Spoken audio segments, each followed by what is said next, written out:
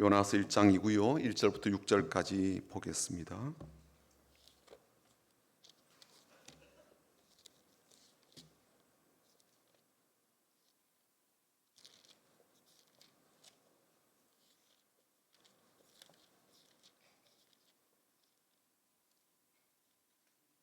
요나서 1장 1절부터 6절까지 우리 같이 읽어보겠습니다. 함께 읽습니다. 여호와의 말씀이 아미떼 아들 요나에게 임하니라. 이르시되 너는 일어나 저 큰 성읍 니느웨로 가서 그것을 향하여 외치라. 그 악독이 내 앞에 상달되었음이니라 하시니라. 그러나 요나가 여호와의 얼굴을 피하려고 일어나 다시스로 도망하려 하여 욥바로 내려갔더니 마침 다시스로 가는 배를 만난지라. 여호와의 얼굴을 피하여 그들과 함께 다시스로 가려고 배에 싹스를 주고 배에 올랐더라. 여호와께서 큰 바람을 바다 위에 내리심에 바다 가운데 큰 폭풍이 일어나 배가 거의 깨지게 된지라. 사공들이 두려워하여 각각 자기의 신을 부르고 또 배를 가볍게 하려고 그 가운데 물건들을 바다에 던지니라. 그러나 요나는 배 밑층에 내려가서 누워 깊이 잠이 든지라. 선장이 그에게 가서 이르되 자는 자여 어찌함이냐. 일어나서 내 하나님께 구하라. 혹시 하나님이 우리를 생각하사 망하지 아니하게 하시리라 하니라. 아멘. 이제 폭염의 계절이 오고 폭염과 싸워야 되는데요. 아마 좋게 한 달 넘게 이 더위와 싸워야 될 것 같습니다. 게다가 우리 현실과 상황과 환경이 전혀 달라지지 않고 점점 악화되어 간다라는 느낌들이 있어서 훨씬 마음이 어려워지는 것을 우리가 알게 됩니다. 이런 싸움들에도 이겨야 되겠지만 저는 이런 환경 가운데도 우리에게 주신 은혜가 있고 하나님 말씀이 있기에 은혜를 붙잡고 말씀에 의지해서 살아내는 것도 무엇보다도 중요하다고 여겨집니다. 그래서 오늘 우리 앞뒤 좌우로 보시면서 이렇게 인사하고 축복하고 격려하면 좋겠는데요. 하나님의 은혜를 충분히 받으십시다. 한번 그렇게 인사를 해볼까요? 하나님의 은혜를 충분히 받으십시다. 하나님의 은혜를 충분히 받으십시다. 하나님의 은혜를 충분히 받으십시다. 한 번 더 인사할 때 이번에는 하나님 말씀으로 살아내십시오. 그렇게 한번 인사해 볼까요? 하나님 말씀으로 살아내십시오. 하나님 말씀으로 살아내십시오. 하나님 말씀으로 살아내십시오. 더울 때 제일 필요한 게 에어컨이 아니에요. 실은 물입니다. 그렇죠? 물이 없으면 안 되겠더라고요. 시원한 냉수가 필요하든 우리가 덥고 힘겨울 때 에어컨보다도 훨씬 더 중요한 이 말씀의 생수를 마시는 것이 너무나도 중요하다라는 생각이 들어서 오늘 그렇게 인사를 하였습니다. 이번 주부터 요나서를 좀 강해 보려고 합니다. 대부분 성도들은 요나서에 대해서 한 번 이상은 들어본 적이 있을 겁니다. 요나라는 사람은 하나님 말씀을 듣고 불순종하다가 물고기 뱃속에 들어갔던 인물이라는 그러한 내용쯤은 다 알고 있죠. 그리고 주일학교에서도 이런 내용의 이야기를 듣고서 요나에 대해 매우 부정적인 인물로 다들 인식하고 있습니다. 그러므로 비록 요나가 하나님의 선자로 사역하였지만 신자라면 어느 누구도 요나와 같은 사람이 되라고 하거나 또 되고자 하는 그러한 사람은 없을 거예요. 그만큼 그에 대해서 우호적이지도 않고요. 또 심지어 좋은 면이 있을지라도 보고 싶은 그러한 마음이 우리에게는 별로 없습니다. 오히려 거부감을 많이 가진 그런 대상쯤으로 생각하고 있죠. 그런데 왜 요나서에 대한 말씀을 나누려고 하는가? 첫 번째는요, 요나 선자와 그가 주인공으로 등장하는 요나서에 대한 궁금함 때문입니다. 요나서는 총 4장으로 이루어진 짤막한 예언서인데요, 분량이 좀 작다 보니까 많은 내용을 담을 수가 없어요. 또 그래서 내용이 아주 단순한 편입니다. 그랬을까요? 요나서가 짧은 만큼 마지막 결론도 제대로 마무리하지 못한 채 쭉 끊어지듯 그렇게 마무리가 되어 있거든요. 그래서 요나서를 읽게 되는 분들이 다들 묻게 됩니다. 그래서 결론이 어떻게 되었다는겨? 요나는 어떻게 되었다는 것이지? 그리고 그 이후 니느웨는 어떻게 되었을까? 하나님은 요나에게 어떻게 하셨다는 것이지? 라는 그러한 궁금함이 우리에게 있고, 요나서는 그 부분에 대해서 속 시원하게 우리에게 대답을 들려주지 않는다는 거죠. 결론이 아주 찜찜하게 열려있는 채 그렇게 마무리가 되어 있습니다. 그리고 지금도 궁금한 거예요. 요나서 속편이 있으면 좋겠고요, 요나 시즌2가 있으면 참 좋겠다, 그런 생각이 듭니다. 그래서 우리는 요나서를 다시 한번 더 살펴보면서 이렇게 열린 결말을 주신 이유까지 한번 생각을 해보려고 하는 거예요. 또 요나서를 보고자 하는 더 중요한 이유가 있는데요, 그것은 바로 요나 때문입니다. 불순종의 대명사로 알려져 있는 요나를 보면 하나님의 선자가 왜 그렇게 되었을까라는 의문이 우리 가운데 들게 되거든요. 여러분, 요나서를 통해서 요나에 대하여 부정적인 인식을 하게 되었지만, 그러나 그 이전까지 요나는 하나님의 사역자로, 예언자로 활동했던 사람입니다.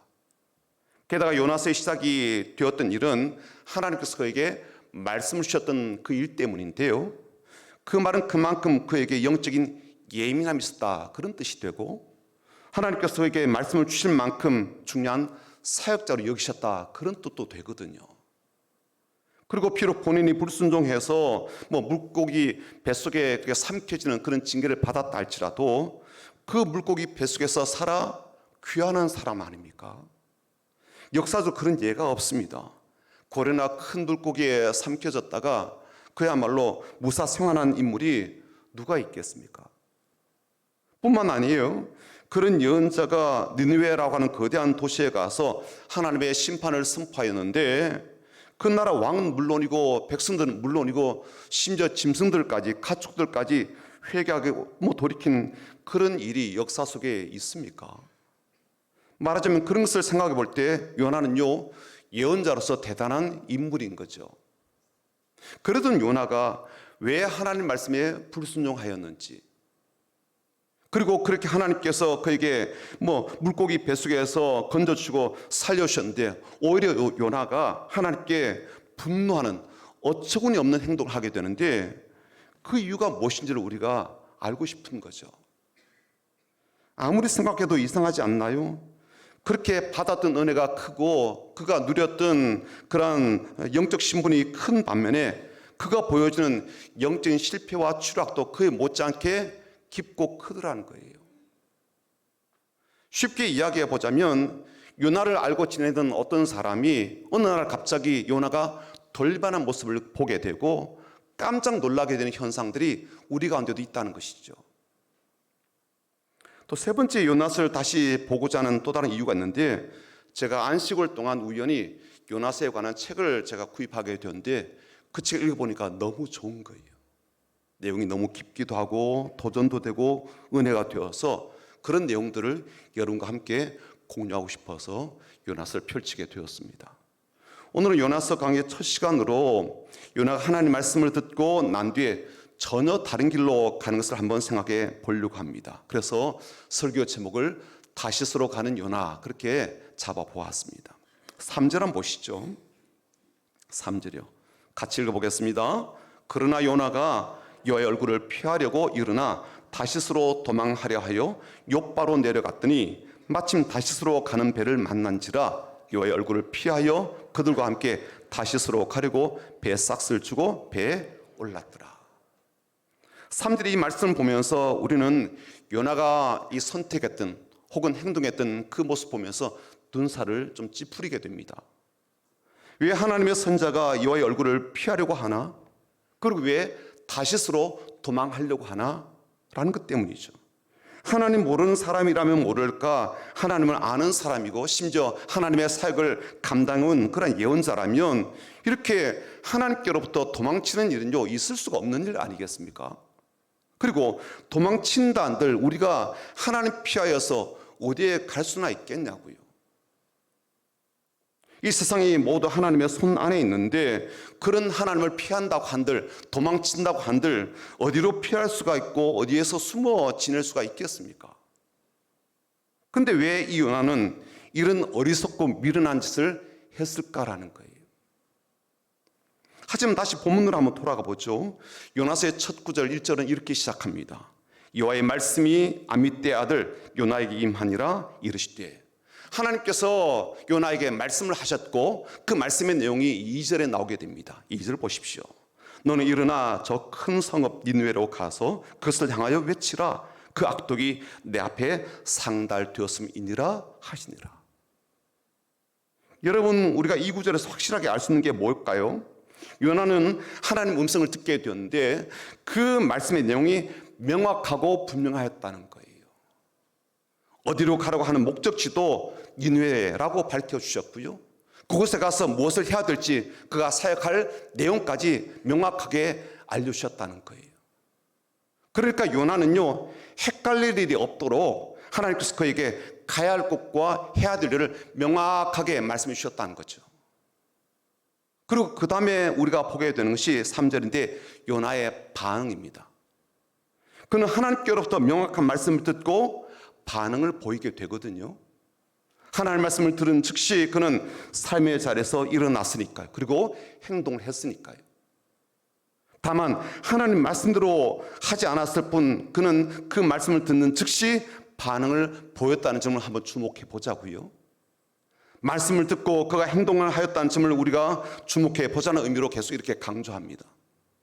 그가 보인 행동의 방향은 잘못되었지만 최소한 그는 반응을 보였다는 거예요. 그렇게 자신에게 주신 하나님의 말씀을 잘 이해했다는 뜻이 될 겁니다. 그리고 자신이 어떻게 행동해야 될지도 알았다는 뜻이에요. 그래서 자기가 행동으로 옮기잖아요. 다만 하나님이 지시하신 곳으로 가는 것이 아니었기 때문에 그게 이제 문제가 되었던 것이죠. 여러분, 이 지점에서 우리의 삶에 한번 대입을 해보자고요. 요나는 하나님 말씀을 듣고 일어났습니다. 그리고 움직여요. 집을 나서고요, 길을 떠나게 됩니다. 하지만 그 방향이 좀 잘못되었어요. 하나님께 순종하기 위한 것이 아니라 하나님 피하여서 움직였기 때문입니다. 여러분은 어떻습니까? 혹 우리에게 이런 비슷한 일은 없습니까? 하나님의 말씀을 들었습니다. 내게 무엇을 원하는지 알게 되었어요. 명확하게 깨달았습니다. 분명하고 확실하게 인식을 하게 되었습니다. 그래서 일어서기도 하고 움직이기도 하고 발걸음을 내딛기도 합니다. 하지만 그 방향이 하나님께서 우리에게 지시하신 그 방향인가요? 아니면 하나님의 뜻을 피하는 방향인가요? 적용 질문 한번 해볼까요? 앞에 자막 띄워보시죠. 같이 읽어보겠습니다. 당신은 하나님이 말씀하시는 그곳까지는 가고 싶지 않아서, 하나님이 말씀하신 그것은 하고 싶지 않아서 내가 감당할 수 있다고 생각되는 그 지점까지만 가는 일은 없습니까? 결국에는 내가 하고 싶은 대로 방향을 틀어버리는 일은 없습니까? 우리에게 주시는 적용 질문이에요. 예를 들어서 이런 거죠. 그 사람을 용서하기는 하되 사람을 완전히 풀어주지는 않는 것. 내 억울함과 분노가 사라지기 전까지는 그 사람에 대한 마음을 다 열어주지 않는 것. 그런 거예요. 하나님께 순종을 하겠다고 마음을 먹었습니다. 하지만 내가 받아들일 수 있는 방식, 내가 손해보지 않는 방식, 혹은 내가 너무 힘들게 생각되지 않는 그런 방식으로만 하려는 것, 이게 지금 요나가 보인 반응이거든요. 단적으로 이야기하자면 하나님의 뜻을 받아들이긴 하지만 결정권은 나한테 있는 거예요. 말씀을 따라 그 자리에서 일어나기도 해요. 움직이기도 하고요, 길을 떠나기도 한다니까요. 하지만 방향에 대한 결정은 나한테 있는 거예요. 내가 결정하는 거예요. 그렇게 하면서도 우리가 그래도 나는 여전히 하나님을 믿고 있다라고 착각하고 하나님 따르고 있다라고 오해하는 이유는 나는 그래도 하나님 말씀의 반응을 보였다는 그 사실로 충분하다라는 생각을 가지고 있기 때문에 그렇습니다. 나는 그래도 최소한 일어나지 않았나? 나는 그래도 최소한 움직이기도 하고 짐을 싸서 집을 나서지 않았나? 나는 그래도 다른 사람들은 저기에 앉아있지만 길을 떠나지 않았나? 다른 이들은 말씀을 듣지도 못하고 설사 들어도 움직이지 않는 사람이 부지기수인데 나는 그래도 이렇게 움직이고 있지 않나? 결단도 하고 그 시작의 걸음도 내디뎠으니 그만하면 잘했다 라고 스스로에게 관대하게 여겨주는 그러한 마음들이 우리 가운데 있는 것이죠. 하지만 우리의 생각과 하나님 판단이 같을까요? 하나님은 우리의 시작을 보시고 과정을 보시긴 하시지만 우리가 걷는 방향도 보시는 거거든요. 그렇지 않아요? 우리도 사람을 볼 때 그 사람이 어느 방향으로 가나 보는데 하나님이신들 보지 않으시겠습니까? 그래서 요나서는 우리에게 매우 불편한 책이에요. 그는 아무것도 하지 않은 사람이기 때문에 그렇습니다. 아무것도 하지 않은 사람이 아니기 때문에 그래요. 그는 움직이면서도 하나님 말씀과 어긋난 사람이었고요. 그는 행동하는 사람이었지만 방향이 달랐던 사람이기 때문입니다. 차라리 그가 하나님의 말씀을 듣지 못했다면, 아니 하나님을 알지 못했더라면 이토록 불편하거나 이토록 마음이 어렵거나 이토록 우리의 마음이 답답하진 않을 거예요. 말씀을 제대로 듣고 알았지만 그는 말씀을 외면하는 방향으로 움직였기 때문입니다. 이런 요나스를 보면서 자연스럽게 새로운 질문이 우리에게 생겨나게 되죠. 왜 다시스였을까? 왜? 그 하나님 말씀을 듣고 욥바 항구로 내려가게 되었는데 항구로 간 이유가 뭐예요? 다시스를 가는 배를 타려고 했기 때문입니다. 우선 다시스는 어디일까요? 성경학자들은요, 정확한 지점과 도시를 특정하지 못해요. 아마 지중해 서부의 도시나 영토를 가리킨다라고 생각하고요. 좀 더 범위를 좁혀본다면 스페인 남부에 있는 타르테투스가 아닐까, 다시스가 아닐까 그렇게 생각하는 분들이 꽤 많습니다. 그러니까 거의 지중해 끝자락이죠. 그래서 땅끝으로 본단 말이에요. 사도 바울도 복음을 전하면서 땅끝까지 전한다라고 했을 때 스페인을 염두에 두고 그런 말을 했었거든요. 어쨌건 요나는 하나님 피해서 가급적이면 더 멀리 가고자 하는 마음이 있었던 거예요. 자, 두 번째, 하나님을 피해 멀리 가고자 한다면 다시스가 아닌 다른 도시도 있을 수가 있잖아요. 그런데 왜 다시스였을까? 그것은요, 다시스가 안고 있는 특징과 장점 때문에 그렇습니다. 성경은 다시스가 해상 무역의 중심지로 그렇게 알려져 있고, 심지어 물품 거래가 아주 활발하게 일어나고 있고, 부에 막대한 어떤 축적이 이루어진 그런 도시로 알려져 있습니다. 금, 은, 철, 주석뿐만 아니라 상아라든지 원숭이라든지 이런 모든 물품들을 운반하고 거래하는 무역선이 많았고요. 또 해상 무역의 중심 도시들 중에 하나였다라고 그렇게 말을 합니다. 벌써 감이 오시죠? 요나가 왜 그 도시를 점 찍어서 먼 거리지만 땅끝에 있는 그런 도시였지만 왜 거기로 가려고 했던지, 하나님이 가라고 하시는 곳은 가기 싫고 내가 있던 자리에서는 떠나야 되겠고, 그렇다면 어디로 갈까 하다가 돈이 넘쳐나고 살기 괜찮고 누릴 것이 참 많은 도시 중 하나였던 다시스를 딱 찍은 거죠. 이왕 가려면 어디로 가면 좋겠습니까? 이런 곳이 좋지 않을까요? 이곳에 가서 내 남은 생활을 보내면 멋지겠다, 행복하겠다, 참 좋겠다라는 느낌이 딱 오지 않아요. 아무런 간섭도 없이 누구의 잔소리에 들을 필요 없이 혼자서 멋지게 즐겁게 플렉스하게 누리시는 그러한 곳을 생각하지 않겠습니까? 그곳에서 인생의 새로운 성공 스토리도 쓸 수 있지 않을까요? 더 이상 하나님께 매여있지 않고 하나님의 종이라는 신분 때문에 하고 싶은 것도 하지 못하고 노예처럼 눈치 보며 살지 않아도 되는, 이제 누구의 간섭도 없이 내 힘과 계획을 따라서 내 나름 성공을 향해서 그렇게 살 수 있는 그 자유를 누리시는 적합한 곳, 그것이 다시스였던 거예요. 시원한 맥주 한 잔조차도 다른 사람의 눈 의식하며 몰래 마시는 일이 없는 거죠. 바닷가에서 쫙 한 잔. 인생을 이보다 즐겁게 즐길 수 있는 그런 곳이 어디 있겠습니까? 예수 믿는 사람이, 교회에 다닌다고 하는 사람이, 교회 중직자가 저래도 되나, 저렇게 살아도 되나, 그런 소리 듣지 않아도 되는 거거든요. 저 여러분도 한 번씩 생각하는 일탈의 꿈 아닙니까? 굳이 이렇게 살아야 되나? 이렇게 매워 살아야 되나? 이렇게 지질이 공상으로 살아야 되나? 하나님 말씀이라는 굴레에 매여서 이렇게도 저렇게도 못 해본 채 이렇게 인생이 끝날 수는 없지 않나? 하나님 때문에 걸리는 게 너무 많은 거예요. 교회 다닌다는 것 때문에 너무 걸리는 게 많다고요. 목사라는 신분 때문에 걸리는 게 너무 많아요. 우리에게도 그런 자유를 누릴 만한 그런 권리가 없을까요? 그리고 인생 딱 한 번뿐이잖아요.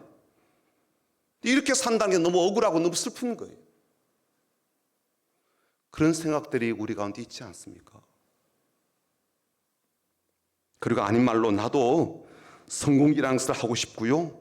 부자도 되고 싶습니다.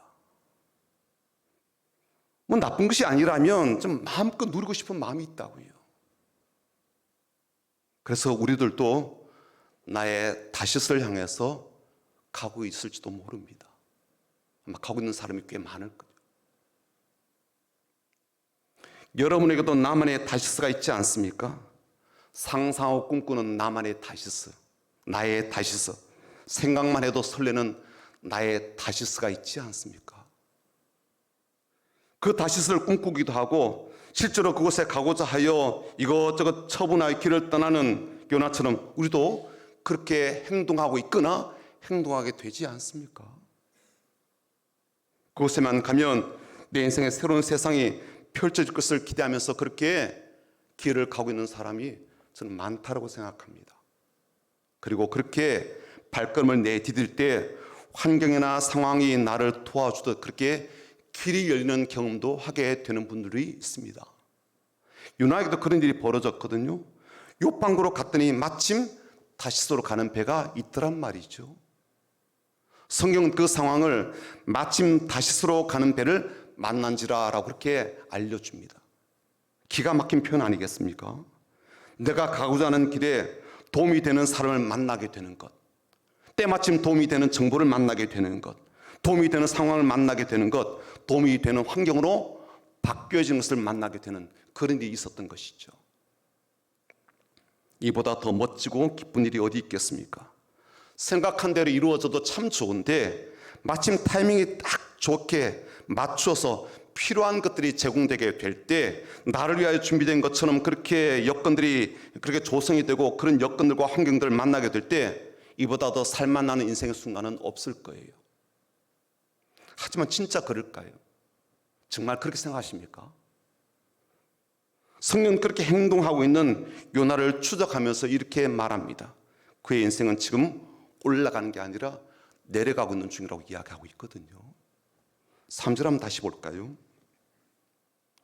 그러나 요나가 여호와의 얼굴을 피하려고 일어나 다시스로 도망하려 하여 그 다음에요 욥바로 내려갔더니라고 되어 있습니다. 다시스를 향해 가는데 욥바로 내려갔다라고 이야기를 해요. 아마 지형적으로 봐서 욥바 항구가 지금 요나가 살던 집이나 자기가 살던 동네보다 낮은 곳에 있었기 때문에 내려갔다라고 표현했을 수도 있을 거예요. 그래서 갔더니 다시스 가는 배를 보게 됐고 요금을 지불하고 티켓을 끊은 뒤에 배에 올랐다라고 볼 수가 있죠. 그 뒷부분이 이렇게 되어 있습니다. 다시스로 가려고 배에 싹스를 주고 배에 올랐더라라고 되어 있거든요. 그런데요, 우리 한글에서는 볼 수 없는 히브리 원어에서 보게 되면 배에 올랐더라 이 말이요 전혀 다르게 표현되어 있는 거예요. 히브리어는 바예데드 바흐라고 되어 있는데 이게 배로 내려갔다는 표현이에요. 우리는 탈 것들에 대해서는요 오르다 그렇게 표현하거든요. 차에 오르다, 그렇죠? 비행기에 오르다, 배에 오르다 그렇게 표현하죠. 배에 내려갔다 그러지는 않죠. 비행기에 내려갔다 그러지는 않는단 말이에요. 그런데 이 히브리 원어에서는 요나가 배에 내려갔다고 되어 있다고요. 그리고 그렇게 내려가는 것은요 계속되고 있어요. 5절 한번 보시죠. 사공들이 두려워하여 각각 자기의 신을 부르고 또 배를 가볍게 하려고 그 가운데 물건들을 바다에 던지니라. 그러나 요나는 배 밑층에 내려가서, 그렇죠? 내려가서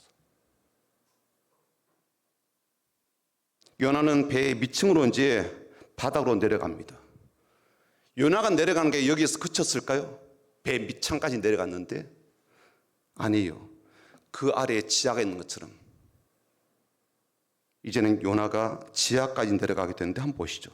2장 6절입니다. 2장 6절 보시면 이렇게 돼 있거든요. 내가 산의 뿌리까지 내려갔사오며. 이제는 산의 뿌리까지 내려갔다라고 표현합니다. 이 말씀은요, 요나가 바다에 던져지고 물고기 뱃속에서 탄식하며 기도하는 그런 내용에 나오는 표현인데, 그는 지금 자신의 인생의 가장 깊은 암흑, 또 더 이상 빛도 희망도 볼 수 없는 그런 어둠 가운데 있다라고 표현하고 있는 것이죠. 빛 한 줌조차 들어오지 않는 그런 곳이 바로 산의 뿌리예요. 네, 그럴 정도의 바닥까지 지금 내려가 있다라는 것을 본인이 표현하고 있습니다. 여기서 우리가 깊이 생각하고 살피며 돌아봐야 될 것이 있습니다. 요나는 자신이 나의 이상향, 나의 꿈의 다시스를 향해서 올라가고 있다고 생각을 했어요. 그렇지만 실상은 내려가고 또 내려가며 추락과 나락의 길을 걷고 있었던 것이죠. 성공을 향해서 올라가는 걸음이 오히려 반대로 내리막길이었던 셈입니다. 하나님 피하여서 내 뜻대로 마음대로 자유를 누릴 수 있는 길을 선택하여 가면서 때마침 만나게 된 좋은 환경조차도 실상은 내가 그토록 피하고 싶은 추락과 내리막길의 시작이었던 거예요. 요나가 배를 타기 전까지는, 그리고 배를 타고 나서도 참 좋았습니다. 배가 항구를 떠나 큰 바다에서 풍랑을 만나기 전까지는 너무나도 모든 것이 좋았다고요. 하지만 그의 꿈은 딱 거기까지. 그의 기쁨과 기대도 딱 거기까지입니다. 그의 행복과 계획도 딱 거기까지. 그가 다른 방향으로 움직이기 시작하자 하나님의 일하심도 함께 시작되었기 때문입니다. 4절 한번 볼까요? 4절 보시면 여호와께서 큰 바람을 바다 위에 내리심에 바다 가운데 큰 폭풍이 일어나 배가 거의 깨지게 된지라. 피할 수 없는 하나님을 피하려고 하는 사람이 반드시 맞닥뜨리게 되는 분이 누구예요? 하나님입니다. 하나님 피하려고 하면요, 누굴 만나게 돼요? 하나님 만나게 됩니다. 그 하나님 절대로 피할 수 없기 때문이죠. 그래서 요나는요, 다시스의 땅을 한 번도 밟아보지 못한 채 하나님께서 보내신 강력한 폭풍이 있는 그 바다에서 절망과 좌절을 겪게 되죠. 근데 여러분, 요나를 보면서 좀 흥미로운 모습을 발견하게 되는데 5절을 한번 보실까요? 5절이요.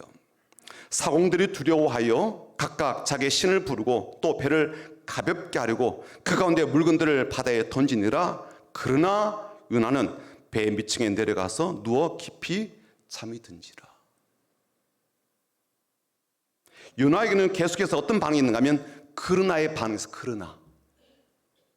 하나님께서는 니느웨라고 가라 그렇게 말씀하셔도 요나는 그러나 하나님 얼굴을 피해서 다시스로 가는 선택을 하게 됐죠. 또 5절에 보는 것처럼 큰 폭풍 때문에 배가 흔들리고 사공들과 선장은 난리가 났고 배의 짐들을 바다에 막 그렇게 버리고 있는데 요나는 그러나 배 밑층에서 깊은 잠에 빠져 있습니다. 그런 상황에서 잠이 올까요? 그런데 요나는 자고 있다고요. 깊이 잠들어 있다라고 했습니다. 성경이 우리에게 무엇을 말하고 하는지 느낌이 오지 않아요? 하나님 피하여서 내려가는 사람은 이런 상태가 되거나 이런 모습을 보인다는 거죠. 깊이 잠든 것처럼, 모든 감각이 사라진 것처럼, 아무것도 모르고 있는 것처럼, 사방에서 무슨 일이 벌어지고 있는지도 모르고 있는 것처럼 잠에 취해 있습니다. 자신에게 무슨 일이 벌어지고 있는지, 앞으로 자신이 어떤 일이 닥칠지 전혀 모른 채 잠들어 있는 거죠. 심지어 요나는 하나님 말씀을 명확하게 들을 줄 아는 사람이었습니다. 비록 그 말씀에 불순종하였지만 그래도 그는 하나님 음성을 들을 줄 아는 사람이었다고요. 하지만 그가 하나님 편이어서 내려가기 시작하게 될 때 배는 물론이고 요나마저 죽일 듯 달려드는 큰 폭풍이 온 사방에 강력하게 일어나게 됩니다. 근데 그렇게 일어나게 되었어도 그는 모든 것이 다치고 모든 감각이 단절된 것처럼 깊은 잠에 빠져 있다고요. 여러분 한번 생각해 보십시오. 지금 이 배에 벌어지는 모든 일들은 누구 때문에 생겨난 일일까요? 요나 한 사람 때문입니다. 그 한 사람 때문에 에몬 선장도 뱃사람도 그 배에 타고 있던 다른 승객들이 큰 피해를 입고 목숨을 잃을 위기에 처하게 되었습니다.